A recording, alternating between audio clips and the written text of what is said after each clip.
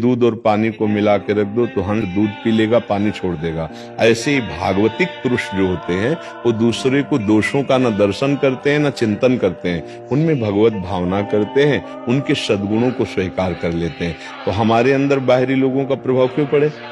हमारे अंदर जो प्रभाव पड़ता है हमारे अंदर छुपे हुए दोषों का पड़ता है। जैसे हम किसी में देख रहे हैं कि कामी पुरुष है, ये नीच पुरुष है, ये पापी पुरुष है, तो सत्य मानिएगा, भले आप पचा पाए ना पचा पाए, वो दोष हमारे अंदर है तभी हमको दिखाई देता है।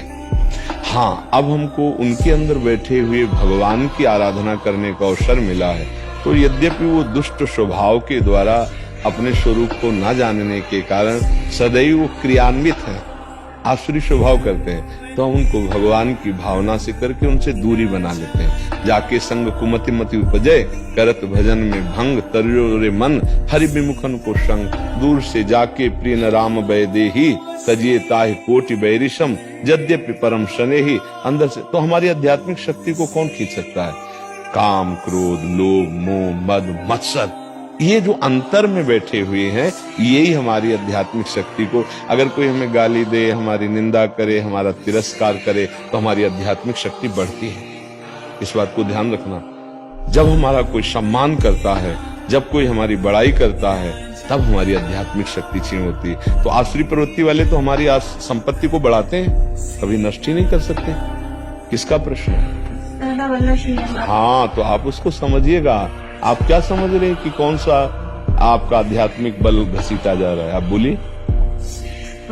ऐसा महसूस होता है कि जब हम एक आपके दिव्य अनुभूतियों की तरफ हम जाते हैं, तो उस समय ऐसा लगता है कि जो आसपास के लोग होते हैं, मन आसपास के लोग नहीं, मन हमारे अपने परिवार नहीं ना, मन, सिर्फ एक शब्द सुनो, मन। जी,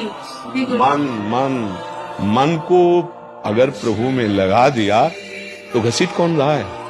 प्रभु में लगा नहीं, आपका मन धोखा दे रहा है, दूसरों पर दोष दर्शन हो रहा है। अगर मन प्रभु में लग जाए तो किसी भी स्थिति में, कहीं भी, कोई भी परिस्थिति हमारे अंदर प्रभाव नहीं डाल सकती। पक्का समझ लो। जो रहीम उत्तम प्रकृति का कर सकत कुसंग, चंदन विष व्यापत नहीं, लपटे रहित भुजंग। उत्तम प्रकृति सत्संग, सद भगवान, अगर नाम जप चल रहा है तो कोई भी कुसंग आपके ऊपर प्रभाव नहीं डालेगा। नाम जप आप छोड़कर कुसंग का संग करेंगे तो आप खुद गलती कर रहे हैं। आप भगवान के दिव्य नाम में, प्रभु की दिव्य लीलाओं में, प्रभु के रूप में, प्रभु की सेवा में मगन रहे। कौन परेशान कर रहा है? हम कह रहे सब गाली बकने लगे, हम अंदर राधा राधा राधा राधा। कौन हमारा पतन कर सकता है? तभी पहला शब्द था, ऐसा कोई पैदा ही नहीं हुआ। सीम की चाप सके को तासु, बड़ रखवार रमापति जासु। भगवान के दास के दासत्व की शक्ति छीन ले, ऐसा कुछ हमारी गलती होगी। हम काम में आकर्षित होंगे, क्रोध में आकर्षित होंगे, मोह में आकर्षित, तो हमारी, हमें कोई नहीं। क्रोध दिलाने की चेष्टा कर, हम क्रोध ही नहीं करेंगे। राधा राधा राधा राधा राधा, ऐसा है।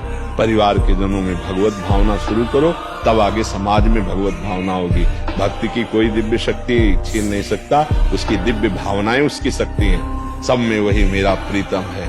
अब चाहे तुम गाली दो, चाहे हाथ जोड़ो, चाहे आप पीटो, हम मानेंगे यही कि आप मेरे प्रभु हो, पक्का।